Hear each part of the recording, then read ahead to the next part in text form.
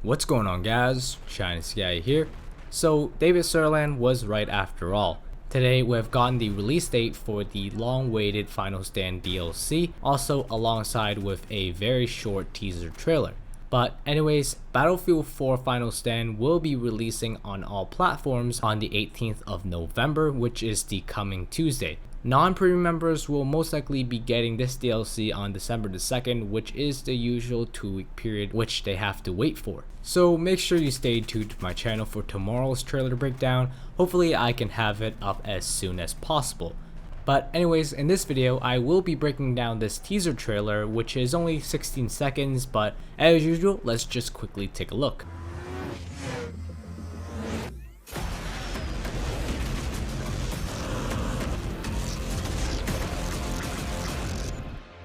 Well, that was extremely short, all 16 seconds of it. Anyways, getting to our first shot, which is just of a group of soldiers riding the new snowmobile in the map Operation Whiteout. Now, what's so special about this map is that during parts of the game, we will be seeing a snowstorm coming in and out of the map and just changing up the environment.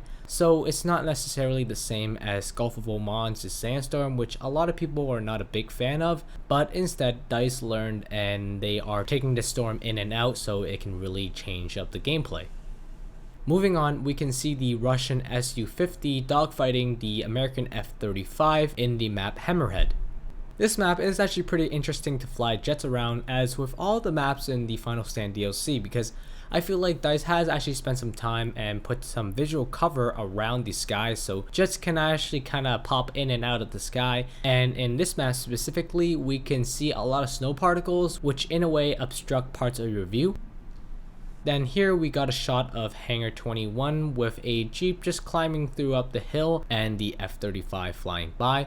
The map itself actually takes place at nighttime and at a Russian base, but I will talk about that in a little bit. But for now, moving on, we have a shot of Hammerhead again, but this time in the interior. We can clearly see a US recon soldier shooting the glass and jumping through it. He is, I believe, holding the Scar HSV, which is the DMR variant of the Scar H.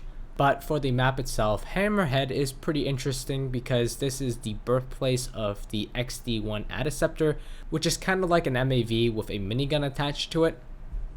Again, we can see the same map, Hammerhead, but this time we see a hover tank just driving around on the ice. This thing is pretty interesting to use and it is pretty different compared to the normal main battle tanks, but from my experience, I feel like this tank has a lot of agility to it. And lastly, we have the map Hangar 21 again, but this time you're actually inside a hangar. If you don't already know, Hangar 21 is a place where people constructed the Titans for Battlefield 2142.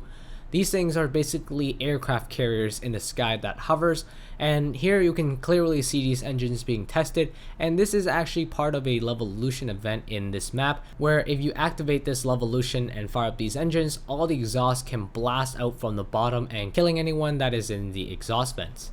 Anyways, that about wraps up this trailer breakdown.